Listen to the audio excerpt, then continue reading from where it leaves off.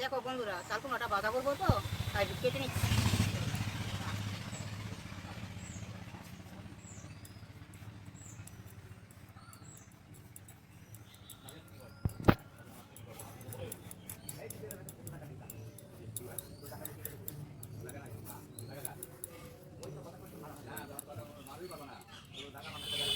দেখো চাল কুমড়াটা ছোলা হয়ে গেছে, এখন কুচিয়ে নেবো।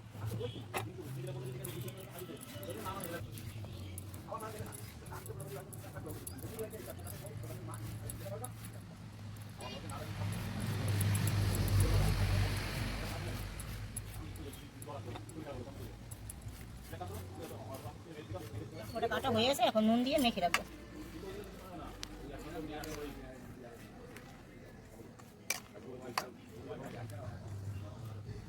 দেখো বন্ধুরা, চাল কুমড়াটা লবণ দিয়ে মেখে রাখছি না, এখন জলটা বেরিয়ে গেছে। এখন কড়ার মতো তেল দিয়ে পুরনের লঙ্কা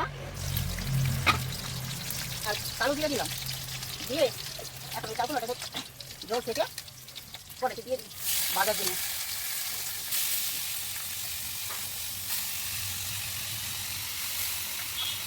নুনটা দেবো না, এখন নুনটা দিয়ে রেখে দিয়েছিলাম তো তার জন্য। এখন শুধু হলুদটা দিয়ে দেবো, হলুদটা দিয়ে নাড়িয়ে থেকে ভাজবো। যখন কড়াইটা লাল লাল হয় তখন নামিয়ে দেবো।